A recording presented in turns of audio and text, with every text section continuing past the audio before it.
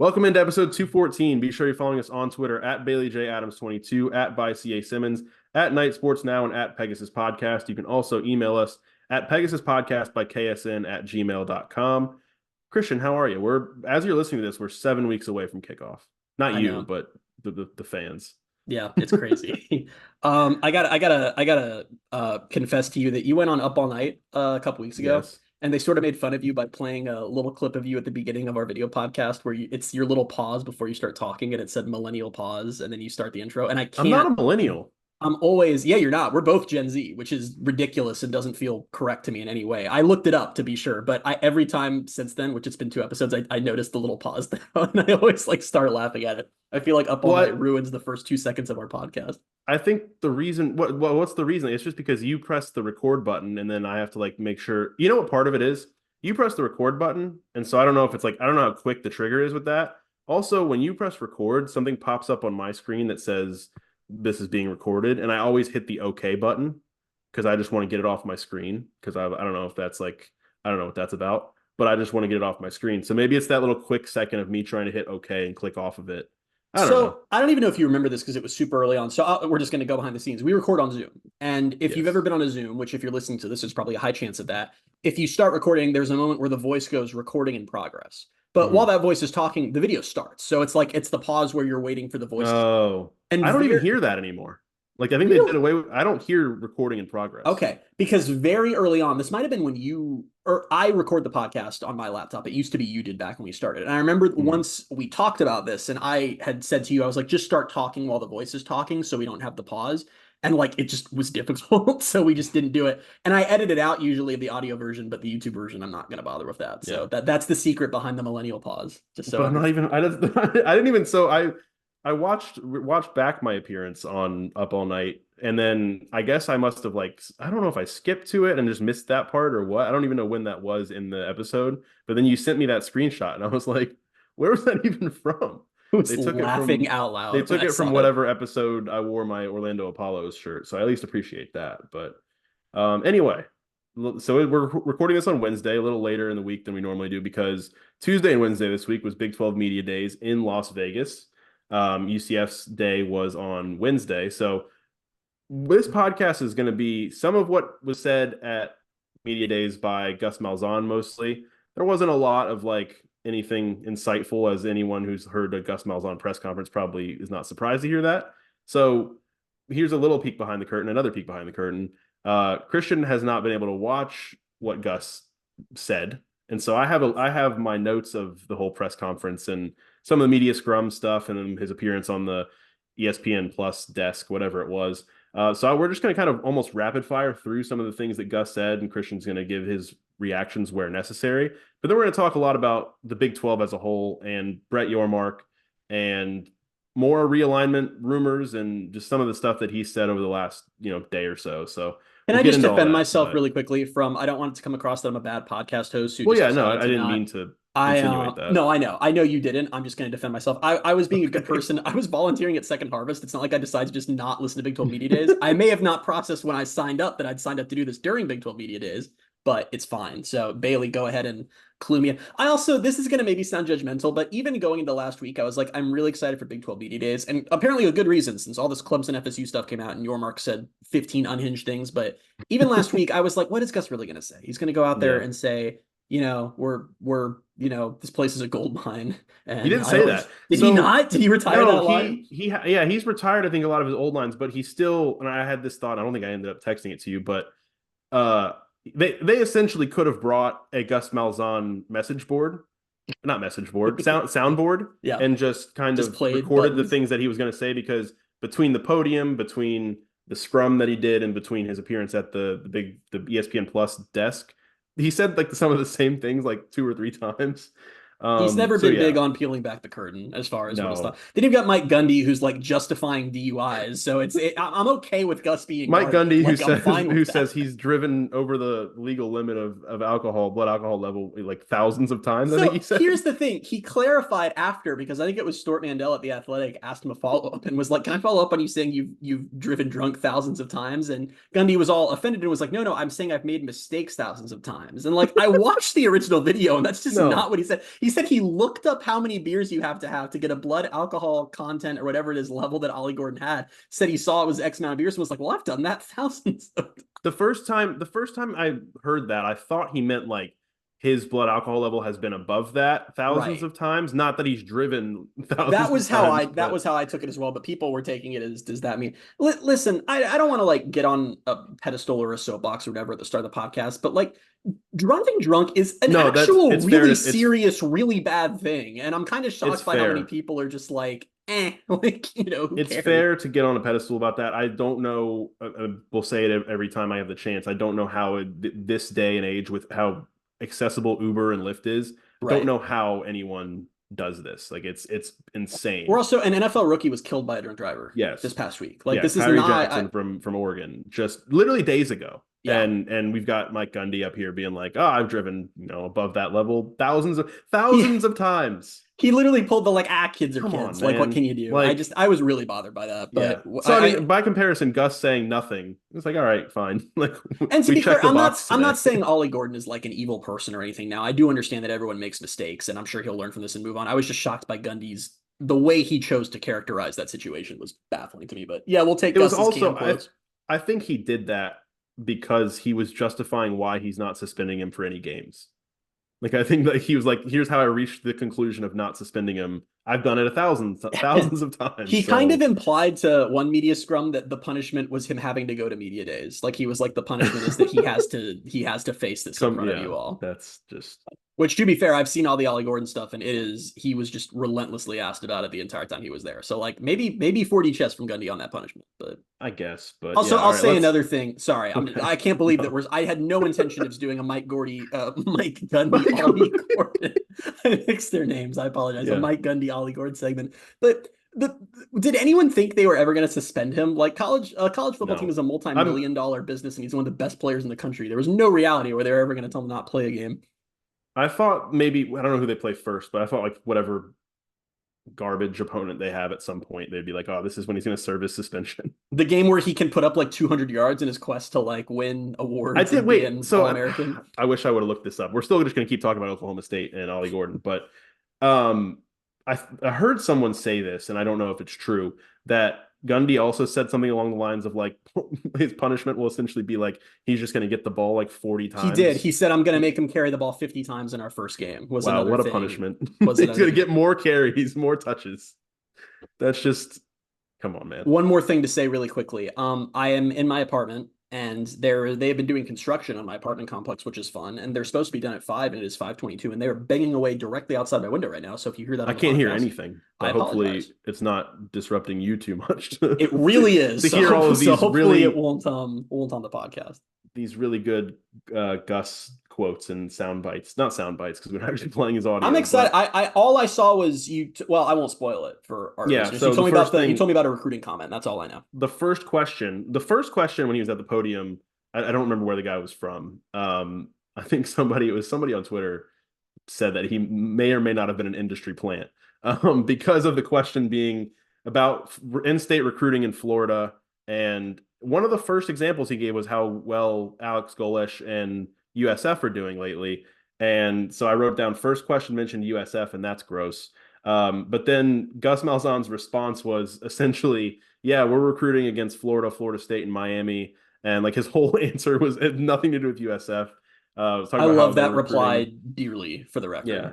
And then he mentioned, of course, the Florida game and how, he said, oh, it's important that we play one of them this year. And that game's going to be important for a lot of reasons, which we've discussed on this podcast. We did a whole episode on it. I'm taking a lot of comfort in that Gus does seem to understand that the entire season is secondary to that game. Now, I may regret him feeling that way when they're like losing to Colorado the week before because they're looking ahead, but they got to win that game.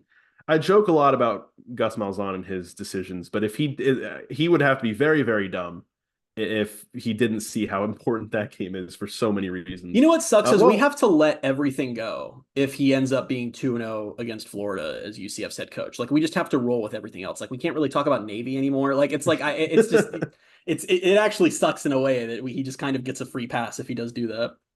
Real quick, too, on the Florida game, he mentioned again at the desk how important it's going to be for recruiting, but also made the point, it's actually pretty interesting, shocker, I guess, that these non-conference games between, Big 12, SEC, he said he thinks they're going to be more important going forward for the conference. And Mm. he was talking about what it would mean for the Big 12, obviously, if again, if they can get a win at Florida. I mean, he said, because he even made reference to like, the Big 10 and the SEC trying to break away or trying to separate themselves. And he said, Yeah. any chance you have to play them is going to be big. So yeah, he understands how big this game is, which That's is good. That's honestly a Encouraging. really good point because if you follow, I know some of our listeners are just UCF fans, some of our listeners are more college football fans. If you follow college football as a whole, you know that the narrative has really been coalescing for a couple of years and really caught on this offseason of, well, the SEC and Big Ten are just their own thing. And these Mhm. other conferences aren't the same, which like there's some truth to it. Let's be real. But I think he's right in that that's not really just like conference pride anymore. It's like these next couple of years, like the Big 12 really needs to prove that they are still on the same level as those conferences because people are ready to embrace the concept that they're not, you know? Yeah, I mean, and for that reason, and for the playoff, like it's obviously the Big 12 is going to hope to get as many teams as they can into the playoff, and Yep. hopefully, UCF's going to want to be one of those teams. And if it comes down to it at the end of the year, and they have a Florida win on their resume, maybe they're in as an at-large, and we'll see. I'm glad that there's a lot of Just the emphasis on word, that. just the term at large in reference to college football is weird to me. Like that's going to take some time to sink in, but yeah. Yeah. Um, Other stuff. He mentioned Cincinnati. He was asked about Deshaun Pace and Miles Montgomery and Brian Threats, and he just mentioned Cincinnati. He's obviously that he's familiar with them from playing against them, and he referred to Cincinnati as a rival team of ours, which I think you and I had the conversation on this podcast about like whether or not that was like still going to be a big thing going forward, just because of what it came from was both teams being very competitive in the AAC, and like if Yeah. Cincinnati or if neither team is like if they're not really competing for the highest levels of the Big 12, like is it going to still maintain as a rivalry? But Gus Which said they're a rival team of I ours. don't foresee Cincinnati being down forever. No. They're not that type of program. I do think that Satterfield probably needs to be removed as head coach at some point in the next couple of years. But it is interesting because I know for younger UCF fans, if you don't know, these situational rivalries have come and gone for the team before. When I was a kid, for years, Marshall was the big game. Like, which I Hmm. know that sounds hilarious to like if you're a younger UCF fan, but I have clear memories of being a little kid and like, oh, we're playing Marshall this week and how big it is because they were both good in Conference USA at the same time. East Carolina became a pretty serious rival for a Yeah. while. Now, I don't think either of those, I'll have since I was pretty young. Any of our older listeners can check me on this. I do think the Cincinnati rivalry is more intense at this point than either of those got to. But it's still one of those things that if they just end up, if we go 5 years from now and UCF is consistently near the top of the Big 12 and Cincinnati's consistently near the bottom, I just don't see that having the same heat because the only thing tying them together is that they were both competing for the same things at the same time. So they were often roadblocks to each other, you know? We also talked about this before, I think, but it was like when you looked at the schedule in recent years, like, oh, that Cincinnati game, I guess the big one. And you look at it this year and it's like Cincinnati's, I don't know, It's not in my like top 3 or 4 games I'm no, most no, it's worried and not. or excited Maybe not for. top five. Like I don't. Yeah. It's pretty Uh, low. I mean, Florida, Colorado, yeah, Arizona, Utah, yeah. maybe I think TCU, to be TCU, West honest. Virginia, At Iowa West State, Virginia. Oh no, we Iowa just named State. the whole Like, schedule. yeah, it's like I New think Hampshire, Cincinnati's Sam Houston. pretty. I don't know about all that, but I think yeah, they're pretty far down. I mean, really, just for where they are right now, like you said, I don't think they're going to stay down. But Let me say one more quick tangent. We don't have to go down. I just want to say it because I meant to on our last podcast because I thought it was funny. EA, obviously the college football game comes out next week. Just took a Tuesday off so I can play it all day when it comes out. They did one of their dynasty preview of showing how the dynasty works. And if you're not familiar with the game, that's when you like take over a program. Their example in their video for how you can change your team schedule was UCF removing New Hampshire and Sam Houston and adding Georgia and Tennessee. And I'm like, was that some kind of like shot at UCF's non-conference scheduling? I'm not sure, but thought that I was don't funny. know. But that would sound. I They mean, also that's had Riley horrible. Trujillo transferring to Florida as an example of how the transfer portal works. So lots of UCF Yeah. content. Um. So there, I mean, so some of the stuff like he's asked about RJ Harvey, and his big line on RJ Harvey is the sky's the limit for him. He also mentioned two or three times how RJ came in as a quarterback to college football, and he still even last year was like still learning the running back position sometimes, and now the sky's the limit for him if he stays healthy. And I don't know, I don't like how many What? times he referred to him as him being a former quarterback, just because I know Means he's what going to that throw the means, ball. and yeah, I mean, he said like, oh, because he's a former quarterback, like he sees the game differently, which like I think is probably true to an extent. But he's also been a running back for what 3 years now, so like Yeah, he's been a running back since like what, like spring of 2019? it's You know what it is? It's John Rice Plumlee's gone, and Gus can't say the line of like, oh, last year he was still learning like to be a quarterback again. Like he had switched to wide receiver, so he just replaced that line. I also think 1,400 yards on like 6 yards a carry and 16 touchdowns or whatever his stats were. Like, I don't think you're learning anything at that point. I think you're just a very good running back. Yeah. Did he say anything about KJ, possibly comparing him to a previous quarterback of his? Yeah, so let's get to that.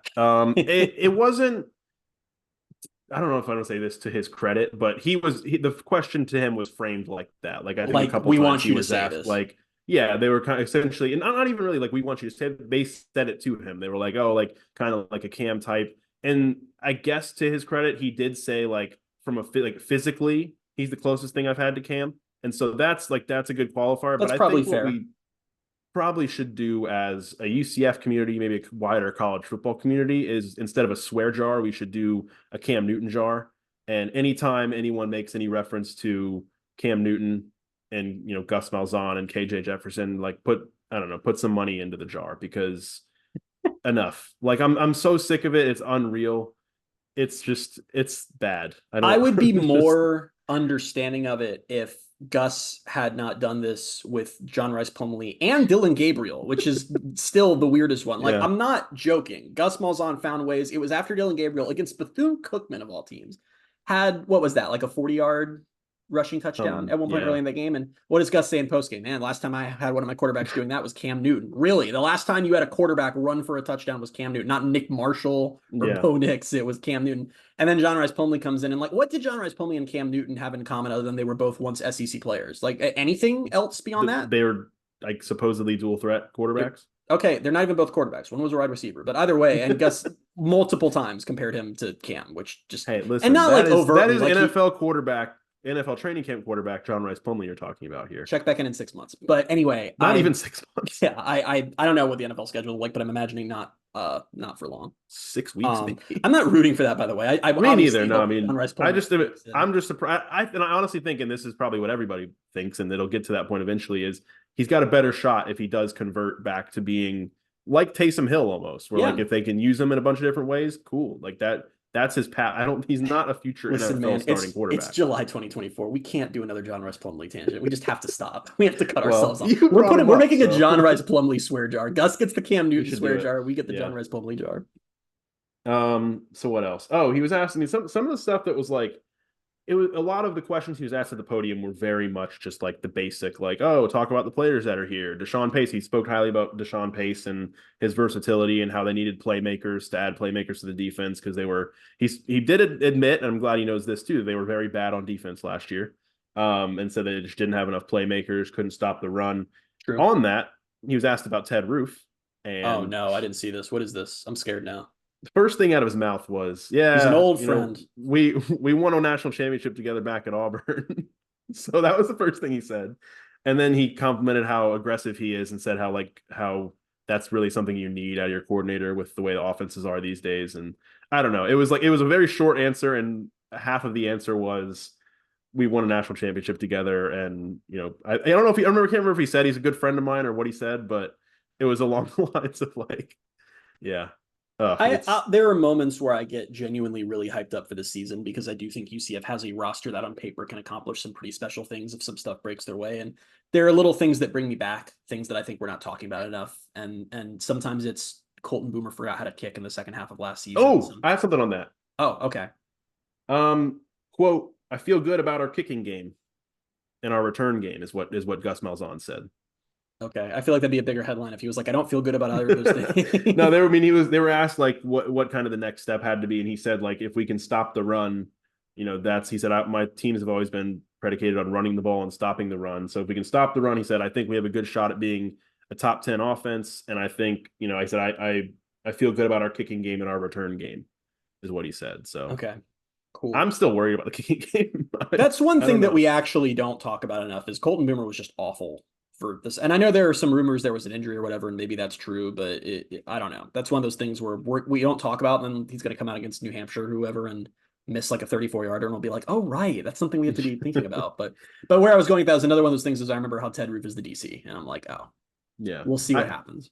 I wish, and I'm kind of glad because it was funny, but I wish you hadn't sent me the Athletic article about like anonymous Big 12 coaches. Athlon of anonymous Big 12 coaches and their thoughts, and the one was just like, yeah, I think Ted Roof was a buddy hire. Ted Roof was a buddy It's hire. just, oh, I think about that constantly now. There was even like some quote like, oh, he's lost his fastball these last few years or something. Like it was very like, is that a baseball phrase? Did I say that properly? Yeah, I mean it's used in like everyday life, I guess. Well, I was just making sure that it wasn't like he lost his curveball or something. I think it was fastball was the quote. But... Yeah, he lost his fastball. Okay. What else? Can he lose a curveball? He was asked, I don't know, maybe. He was asked about any youngsters who might be surprising. Was youngsters the word that was used? Fans. I think youngsters was the word that was used.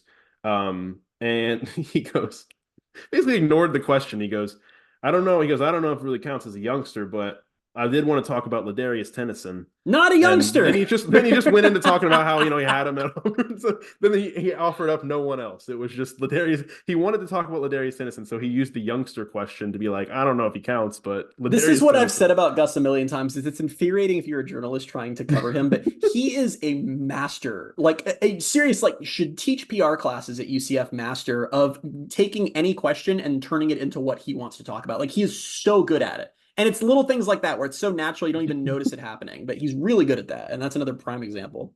Yeah. A couple other things like were actually kind of interesting because I think there's probably questions they were asking maybe every coach, but something that I don't think I would think to ask or anything about that. A couple things he said should have happened a long time ago in terms of college football was the 12-team playoff and saying the playoff expansion. He's obviously excited about that. And the comm systems, like the in-helmet communication quarterback with the quarterback, he said that's going to be huge. And like the sideline tablets, he said those that should have happened a long time ago is what he said. So, and I saw that Brett Yormark announced that Big 12 has signed a deal with Microsoft, which I'm willing to bet all the power conferences are going to announce something along those lines. I mean, Microsoft's the one that, actually, they might have, is there with the NFL, right? They at least were for a very long time. I'm not sure if they still are. I can only remember just because Tom Brady used to throw his Microsoft Surface all the time. So, okay, real quick, I'll just kind of rapid fire through some other stuff that you kind of just expect him to say. Penny Boone will be a good compliment to RJ Harvey. Stunning. They're a run/play action team with an emphasis on throwing it deep. Didn't say vertical passing, but can I just say that he's described all components of an offense? Yeah, we're gonna run the ball. Sometimes it's gonna be play action. Sometimes we'll throw downfield. Congratulations, you just described the modern college football offense. Asked about like recruiting high school versus the portal, he said, and I think we've kind of seen them do this. He said they're committed to building a core and a foundation through high school recruiting, and then kind of going to the portal for their needs. Like this year, they needed playmakers on defense, and they needed a quarterback in the portal, so they went out and did that. And I think that's how most teams are handling it at this point. It seems like that's kind of what you have to, because it's hard to rebuild your entire team every year through the portal. But listen, FSU did it though. FSU went 13-0 off a team that they basically built through the portal. I am curious because right now pretty much everyone has that line. You ask virtually any coach and they're going to say, well, we're committed to building our core and our foundation will always be high school and we'll supplement through the portal. I'm curious if we're going to see some teams eventually just straight up say, nah, like high school, we don't want to develop them. We have a lot of money and we're just going to build a portal roster every offseason. I don't know. I'll be curious. Yeah. Another specific question he was asked was about like all the travel they did last year and if he learned anything from, all the travel, especially when you consider, going out west to play at Arizona State. Because I think they were asking this to every coach. They asked Neil Brown about this at West Virginia, but he said like the best thing, he said they learned from like with Boise State. He said the first time they ever did this was they stayed overnight after the game. Like they stayed overnight, and he said it was the best really big done. Last year at this time. I literally at last year's media days, he talked about how the worst thing are the games where when you're arriving back in Orlando, the sun's already up, and how they wanted to find ways around that. And so he said staying overnight in Boise State or after the Boise State game, he said was the best thing they could do because they were able to, I guess, have a chance to watch the film and kind of get everybody can get rested and all that. And then when they land back in Orlando, so we can have an actual practice and like really have practice. So guess that he said that's something they'll continue to look toward doing if they play at Arizona State late, then they'll probably do that again. Let's see if there's anything else. He did say, so what he learned, I guess, about the Big 12 last year and maybe just in a broader sense, what the adjustments like and what they're going to do this year. He said they're going to be a lot more physical in fall camp. He said like that's interesting. He was saying that like he said people could say all they want that like Big 12 7-on-7 league or whatever, and he said like no, these teams will line up and run right at you and be physical. So he said that's one thing is we're going to be a lot more physical in fall camp.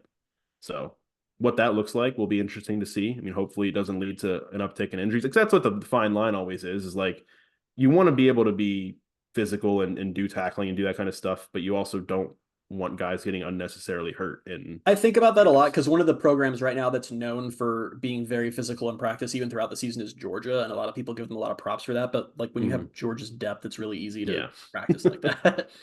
Yeah. Not a lot from what KJ Jefferson said at his whatever it's called. He did an interview Access after, I guess, yeah. But so I mean, I'm sure there was more. I didn't see any scrums or anything come out with him. It was more just what they televised on ESPN Plus. It was a very short interview, but talked about earning the respect and trust of the coaches and teammates as a transfer. And can I hop in with some breaking news that you'll be interested in? Maybe some of our podcast listeners too. U.S. men's national team has made a coaching change. Oh, good. Yep. Did they say who, or they just say no? They just fired him. Berhalter's gone. Yeah, okay, he's gone. He's out, as some would say.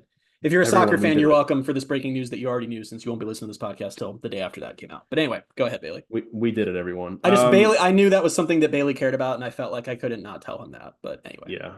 The last thing was, so KJ. I mean, I think every UCF player was very well dressed, and they did a thing like they were like, which one is the best dressed? But they were giving props to KJ for what he was wearing, and he said he was asked to explain his outfit, and he said his favorite color is gray. And I was like, well, if quarterback loves gray, I was like, can't we just get some last minute, like, I don't know, pewter decal? Like, I don't know, maybe just he has a good enough season.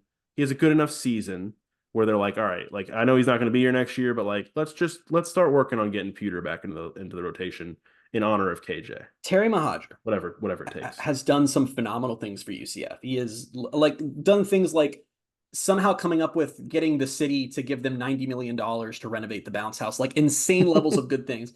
And all I can think about is how he got rid of pewter and got rid of anthracite. Like I seriously, it's because he didn't like it. Because he didn't like it. And that's not a conspiracy. He went on a Twitter space and they said, why aren't those in the new uniforms? And he said, because I saw them wear gray pants against Cincinnati in 2021 and I didn't like them. I will never be able to move past this as a person. It's been 3 years and I just can't ever let that go. And honestly, like he's just so tainted as an AD for me because of that dumb thing that doesn't even matter. So, yeah, and that's pretty much it. And this is actually a perfect turning point into Brett Yormark, because you can see how maybe Terry Mohajir and Brett Yormark would get along, because they both just say a lot of things. Yeah, man. Some unhinged things. When you said that earlier, when you were like, yeah, Brett Yormark said like 15 unhinged things, I was like, sounds like Terry. So, yeah, you take the lead on this part, because there's a lot to get through. Yeah, so Brett Yormark said some stuff. We'll try to get through a bunch of it here. This is what's great about, because you and I obviously talked about how what will the podcast be this week? It'll obviously be recapping Big 12 Media Days. I assume that would be like, what did Gus say? You know, the Pac-12 schools are here. I didn't think it was going to be like Clemson and FSU are having discussions with the Big 12, but here we are. So yeah, Yormark said some interesting stuff. One thing that I want to get your take on is, did you catch his comments about kick times at all? He said something, I didn't see exactly what they were. I saw someone mention trying to get into, what was it, time windows that like aren't tapped into yet. So he was talking about that one way to get more exposure for the conference is some teams that potentially playing in non-traditional kick time windows. What's been theorized is that could include some of the East Coast teams. Hint, UCF is one of those 11 a.m. kicks, as an example. I'm not interested. Not interested? I kind of am. No.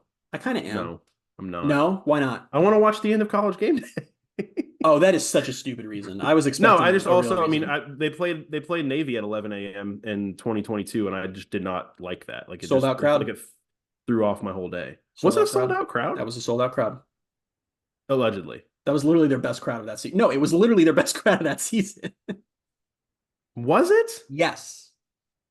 By numbers or by, because I don't remember that stadium being full at all. It was, Bailey, that game is what UCF, like every bounce house photo they've posted on social media the last 2 years has been from that game. And that's why everyone always giggles and is like, we know what game that is, even though you want to post photos, because it was such an incredible crowd. Do not remember that being I'm texting you photos from it right now. It was it was literally their best crowd of the year. Well, I hated it. Didn't enjoy the experience. Maybe it was just the game. I don't know. I just don't. My take on it personally is I'm fine with one a year. I don't want it to be like UCF's home games are all at 11. I don't think it's, especially if it's not like some big game. Like, it's like, I'm trying to think of an example this year. Like, I don't know if the UCF BYU game's at 11, I think that's fine. I don't care. The only reason I saw this was because someone said like UCF versus West Virginia at breakfast time, anyone, and I was like, that doesn't sound like something I want to do. I don't know. Yeah, I'm not for it. So anyway, we can get through more of the stuff Brett Yormark talked about. There's two different things to look at here. I guess I'll talk about this stuff first because it's a little bit less realignment focused. Then we can transition to some of the realignment stuff. But a lot of this came from Brett Yormark because all these media members were there, and he went on the Audible podcast, which is the podcast with Bruce Feldman and Stuart Mandel, and it was just a one-on-one interview, and he was very, very candid in it about a lot of interesting stuff that I found noteworthy. So they were talking a lot about the playoff and, this is a new era for college football and for the Big 12. And he got asked, what does success look like in the 12-team era for the Big 12? And I don't know how I would quantify that. I didn't really have time to think about it before he answered. And I thought his answer was super interesting because he said success is multiple teams. And he talked about how that's the difference is he said, our champion is going to be in and they're going to get a bye. That's great. That's not what matters. They need to get multiple teams in.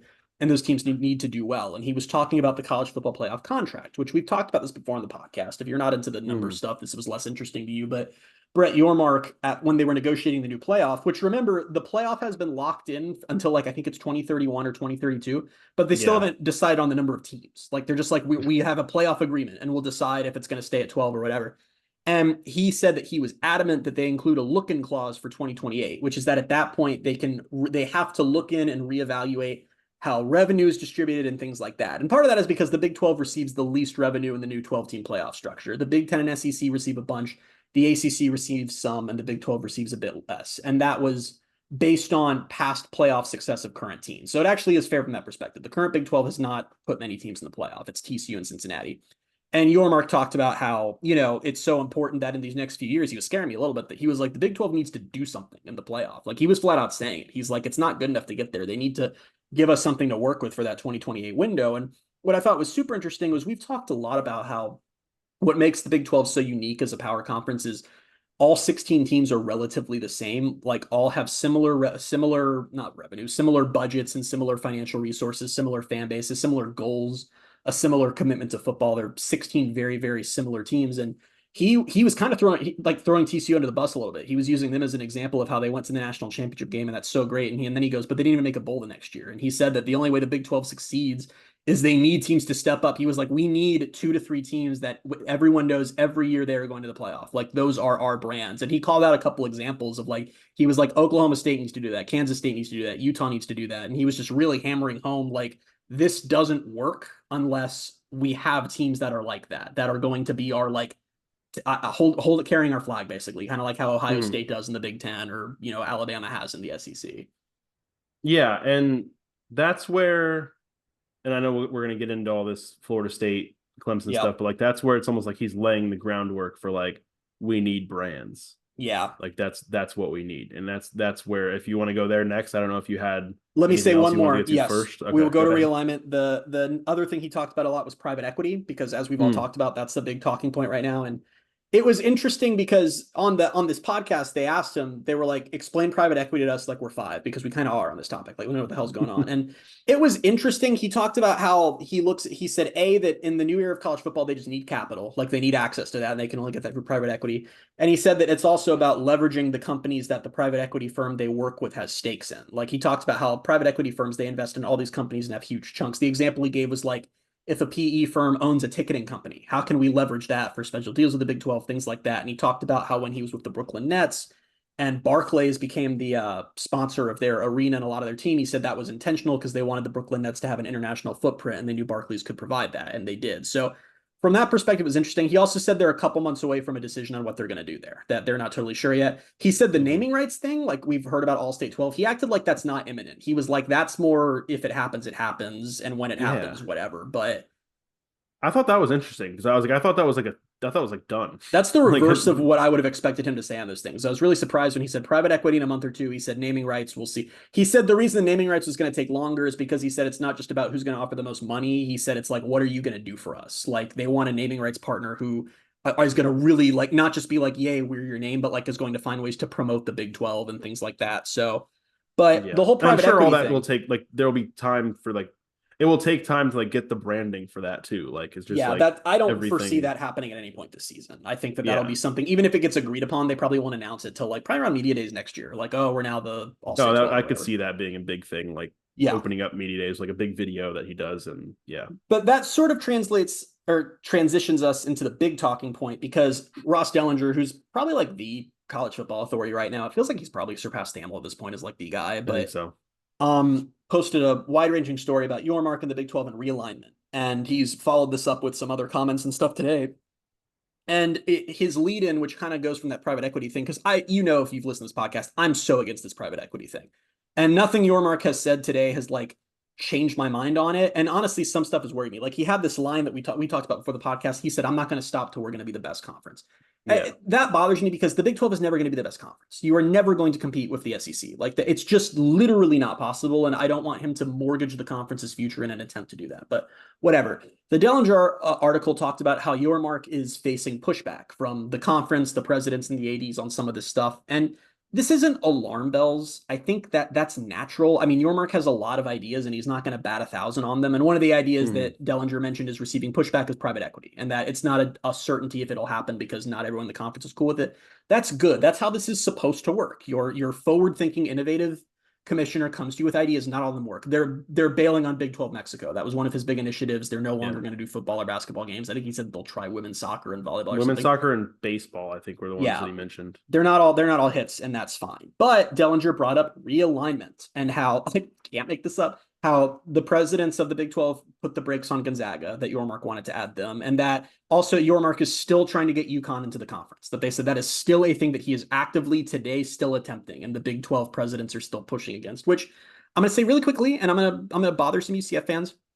I side with Yormark on that. The Big 12 should add both Gonzaga and UConn, and the reason for it is, and he talked a lot about this yesterday in his TED Talk-esque press conference as well, that he sees in the next media rights deal, assuming he's still the commissioner, he wants to sell the football media rights and the basketball media rights separately, which he thinks will generate a lot more money. And that's been his big thing all along, right? Is like he said from the beginning that he literally would flat out say that it's crazy that the conferences just lump in basketball rights like that's just a sweetener, when like in reality those are incredibly valuable. And I think he's right. And I think that's a way that you catch up to the Big 10 and SEC, because the Big 12, that's the one area where they have them beat. The Big 12 is a better basketball product than the SEC or Big 10. And I think Yormark's strategy here is, we're already so good. Why not add Gonzaga and UConn? Just why not, like, just two more mega brands of that sport, so that when we're selling this TV deal, we have that many more big matchups.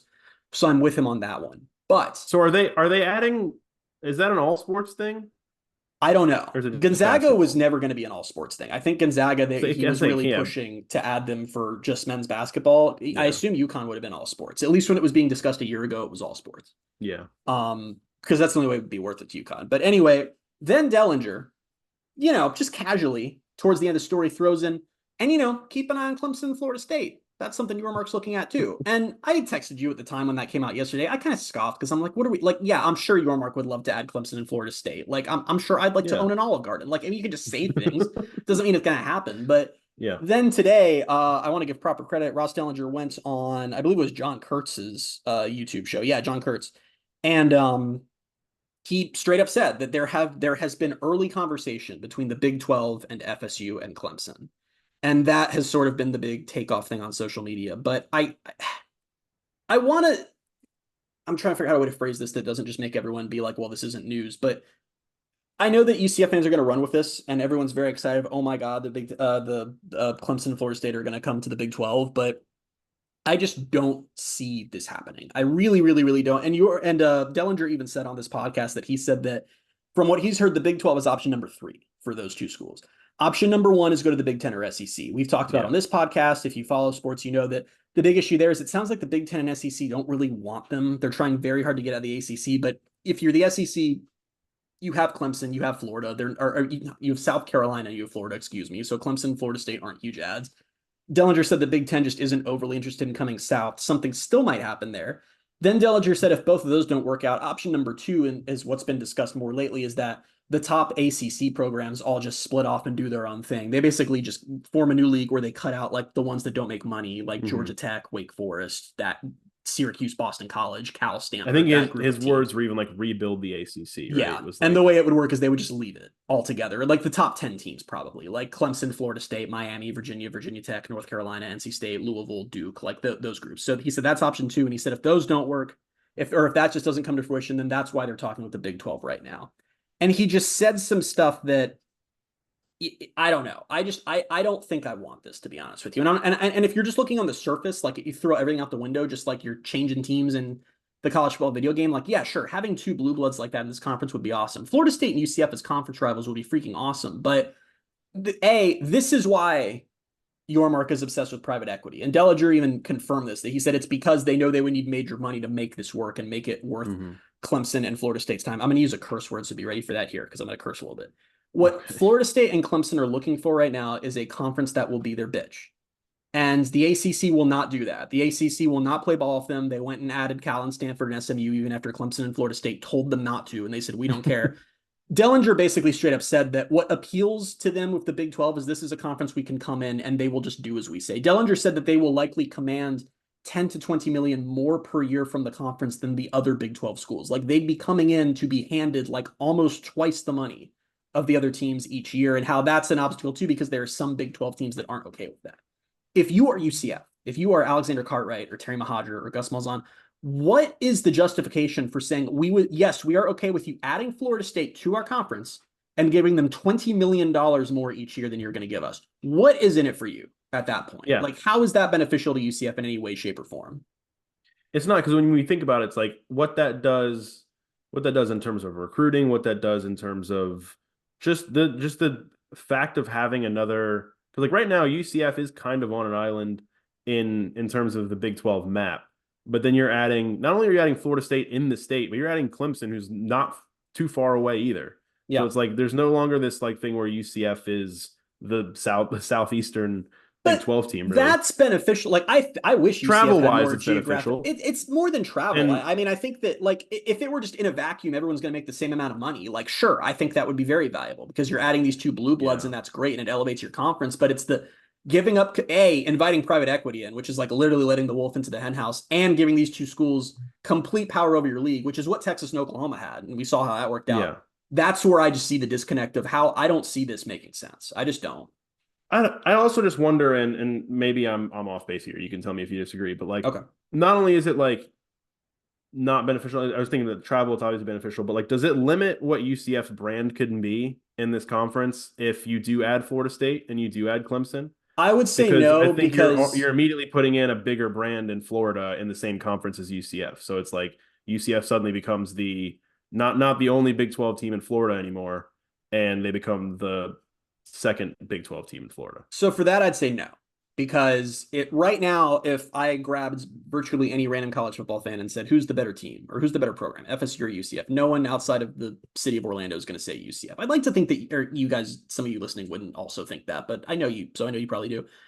If they're in the same league and they're playing every year and UCF starts winning those games, that elevates UCF. Like they could be viewed as peers.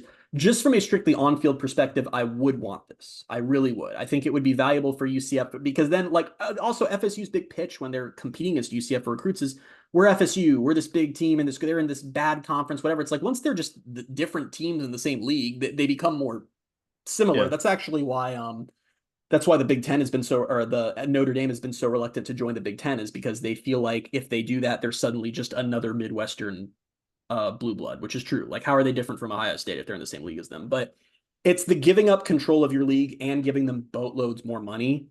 I don't see the point of that. And the other thing I want to keep in mind is it's not like you add these two or you just stay at 16, because all right. And you can call me out for this when I'm wrong in a year or so. Quick tangent. I need you guys to stop. And I know a good amount of you are probably listeners because I know we have a presence on Twitter, but like, I need you to stop believing all the random crap that these like 2,000 follower people who claim to be realignment insiders say. Like they throw everything. It drives me crazy. They throw everything at the wall. They tweet a billion scenarios. So then one of them hits and everyone's like, oh my God, they were a prophet. It's ridiculous and whatever. But I think personally, and you can call me out if I'm wrong in a year or two or whatever, Clemson and Florida State are going to end up in the SEC or Big Ten. I really do believe that. I know they don't want them right now, but this is, to me, is just shades of 1 year ago today. The Big Ten was putting out all the feelers. No, we don't want Oregon and Washington. That doesn't make sense for us.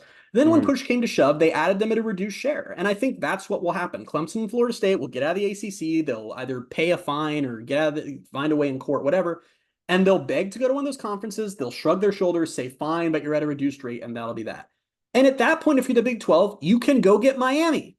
You can go get Louisville. You can go get Duke or Virginia Tech. Like the Miami has been very vocal to the people who cover their team and just people in the know there that they don't believe that they have a ticket to the Power Two for all intents and purposes. So that's a pretty big get. Like it's not like, I don't know. I just think that you can, like, I'm not going to say pass on Clemson and Florida State, but don't engage with them on this concept of please come in and be the mommy and daddy of our conference where we just defer to you and give you all our money and all our power and do whatever you say. Let them go to the big boys and then take the ACC scraps and cement yourself as the number 3 conference. That's the path to me. Yeah, and I mean, I apologize if you did say this, but another thing Dellinger said was not only are they going to come in and command 10 to 20 million more in terms of their payouts each year, but they also probably are going to need help getting out of the ACC. That's a very good point. They're going to need financial help with that because of the grant of rights and all of it. Like, and that's where the private equity comes in. Is that the Big 12 gets in bed with people who don't really care if the conference is successful or not, and hand a lot of power to them to have money to hand to Florida State and Clemson, so that they can come in and get the rest of that power. And then we are just at the mercy of a private equity firm and 2 blue bloods who think they're too good to be in this conference. That's not a healthy situation to be. Yes, it would be cool to just have the Big 12 patch on FSU and UCF and they're playing a game. That alone would be cool. Everything in the ecosystem that would allow that to happen is worrying to me. And I'm not like freaked out because this just feels pipe dreamish to me anyway. And Dellinger flat out said this is really their 4th option. It's SEC, Big 10, ACC breakaway, then this. So I just don't see it as something super likely. Because of that, and because I don't think this is something that the Big 12 will agree. Like the Big 12 programs and presidents and everybody, I don't think they'll agree to this. Like under what Dellinger is saying, unless the league was just facing imminent death, I don't think they'd even consider that big of a difference in terms of the payout, especially after Texas just left. I mean, Oklahoma lumped them in too, but Texas was they were bad. They were bad. And Dellinger made that point that it's not even like the new Big 12 schools like UCF that would have an issue. It's that original 8 that just spent 20 years being at the complete mercy of Texas and Oklahoma. Yeah. Like Texas says we get to keep our own tier 3 and tier 4 rights and have the Longhorn Network, and there's nothing you can do about it. They have to go along with it. Texas says we want to do this. This game will be here. Blah blah blah. You have to go along with it. And then for all that, they still left. And the only other argument that I've already seen a little bit being making, and you and I talked about this before the pod, was everyone knows the SEC and Big 10 want to break away eventually, and the Big 12 needs to stay on even footing with them. So you go get Clemson, Florida State, you stay in that conversation. If the SEC and Big 10 get to the point that they want to break away, they're going to do that with or without Clemson and Florida State. Them being in another league is not going to stop them. They're in another league right now, and they're already still talking about a breakaway. Like, if that's not an obstacle, that's not going to prevent anything. What I said to you is, if that's the case, and like that would technically, if that was going to save the Big 12 in that scenario, it's like, no, then they would just, if they really needed Florida State and Clemson for breaking away, they would just add them themselves. And like, why would they bring along an entire 3rd conference to this? Exactly. Like, there's so much baggage. Like we just broke it all down, but it boils down to like all of the baggage that would come with that versus if whatever else happens. And I know it goes against, Brett Yormark's goal of being the best conference, which is just not possible. It goes against this, but it's like you're still in a pretty decent spot if you can go out and get Miami, you can get Duke, you can get whoever else. North Carolina is another one that I know was talked about as Big 10. So that's the other. SEC, but if you don't keep up with all this stuff to an unhealthy degree as I do, part of the reason the Big 10 and SEC aren't interested in I keep saying South Carolina, it's like Clemson, God damn it. Clemson and Florida State is because, and it's one of those things that you never guess on your own. Like you just have to hear it from the conferences. The big prize to them is North Carolina and Virginia. Both the SEC and Big 10 really covered those two. So if the ACC does get broken open, those will be the first 2 out the door. And then it'll be Clemson, Florida State have to come crawling and get their reduced shares. And everyone else is up for grabs. And the point I wanted to make that you just transitioned into with that is we've talked about how part of the Big 12's power right now is how aligned they are. And Yormark talked about that when he was asked on that podcast about expansion.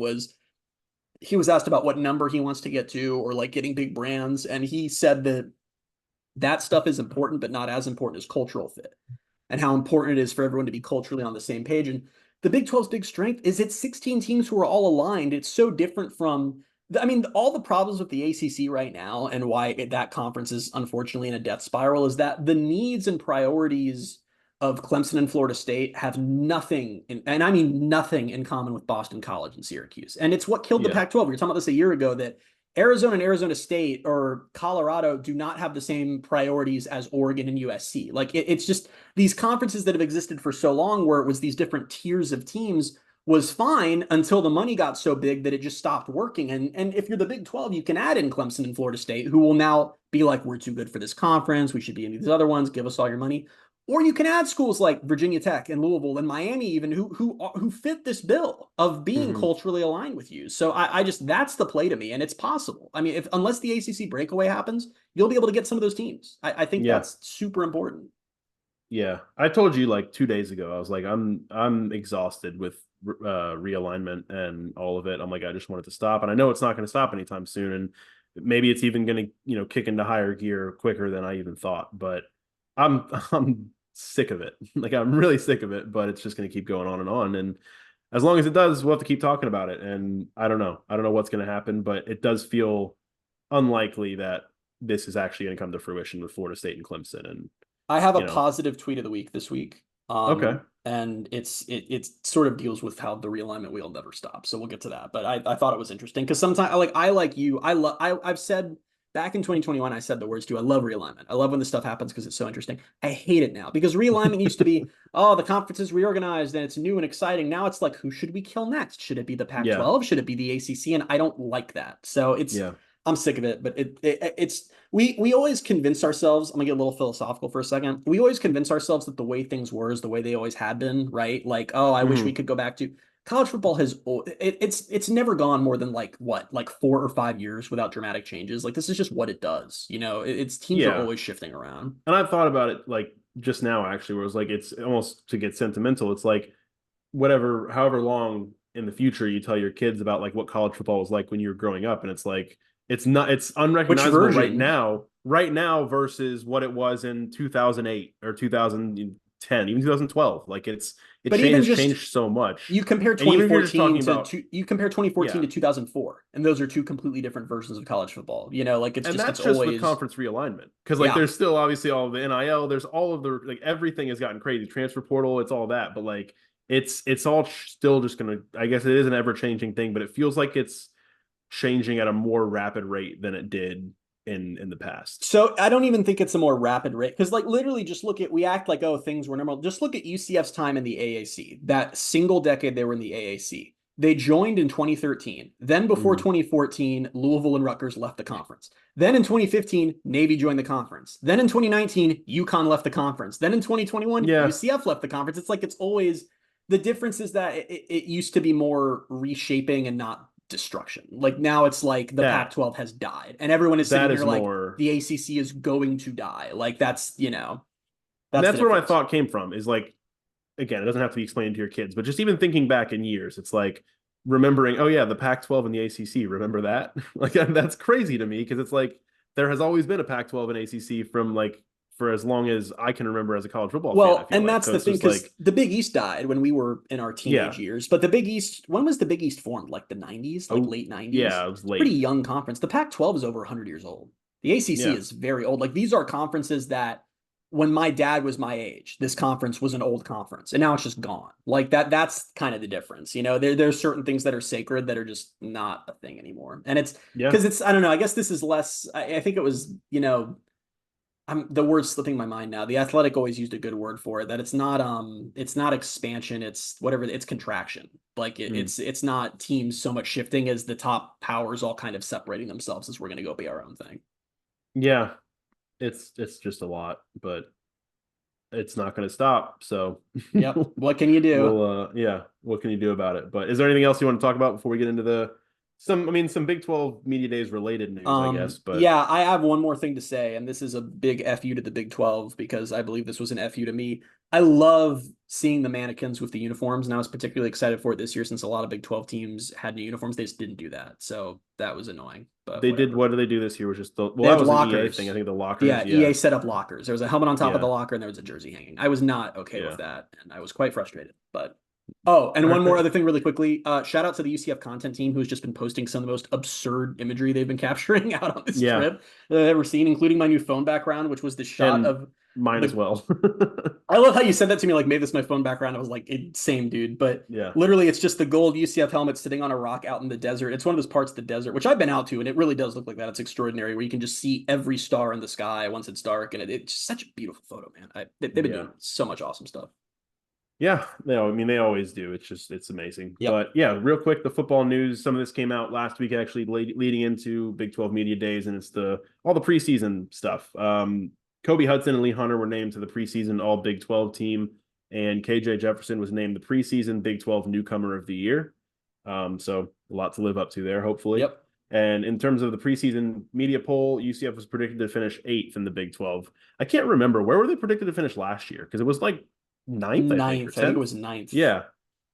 Which I'm, fine with. Like it's such a big, we've talked about the parity of this conference and how many teams think they're going to be competing for the title this year and whatever. I mean, I'd also point out that 9th of 14 and 8th of 16 isn't the same thing. Like this is a jump. Yeah, that is true. It was a big week for Booms. And I don't know. You are better at following this than me at this point because I've gotten tired of it. Why were there so many commitments this past week? That's July 4th weekend's always big for. Is it always that big wasn't for just that? a UCF thing. Yeah, there were a ton across the nation. UCF had felt like they were kind of in a bit of a slide. They'd missed out on something. Like Javon Boggs committing to Missouri broke me. I did not anticipate that being the case. The way he's tweeted and seemed into UCF and all that, but this is one of those ones where like I hate the star rating system sometimes because UCF got commitments from like 4 guys who are all like a couple digits away from being 4 stars. And like that doesn't change, right? Yes, that doesn't change the type of player they are. They're very good players, but the fan base just has a different reaction to 3-star commitments versus 4-star commitments. And I'm like, guys, these aren't like, it's just so stupid how like the number 500 player in the country is a 3-star and the number 1500 player in the country is also a 3-star. So it makes it hard for fans to discern, but these are really, really good players. Like this was a heck of a haul. So this was kind of crazy to put together. So I had the list here and I'll read it, but as I was putting these all together, I knew like there were a lot last week. I don't think I realized, like I lost count, I guess, because I was still scrolling the timeline and I was like, there's like, oh, I forgot about him. Oh, and there was him too. So there's started with 4-star wide receiver Wade and Charles. Then I think it might have been July 4th. I don't even try to do the dates at this point. 3-star offensive lineman Andrew Stargell.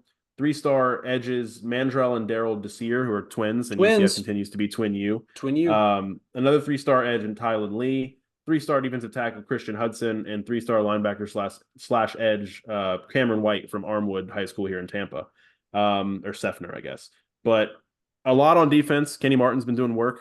I mean the class is in a better spot right now than it was in what it was feeling like a week ago. And part of the reason there was room for being down is that Kendarius Reddick is obviously the top recruit in this class, and he took a visit to USC, and then I think it was USC's On3 reporter put in a crystal ball or whatever the hell On3 calls it for him to flip from UCF to USC, and I was like, well, that sucked. Then 3 weeks went by and nothing happens. So I don't know if he jumped the gun on that or what, but that's one to monitor. But that doesn't, I don't know. Maybe that one's not going through, which would be nice.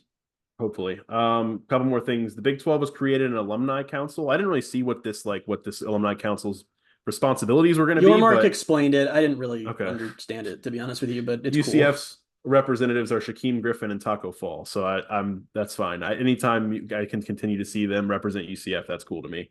Shaquem seemed excited about it. I saw he posted about it on Instagram. Nice tweet. Did you notice what jersey he was wearing in the tweet?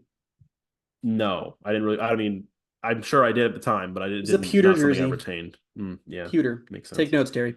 I'm sure you're listening. So RJ Harvey was he's a 91 overall in the EA College Football 25 video game that comes out next week. Places him in the top 100 players in the game.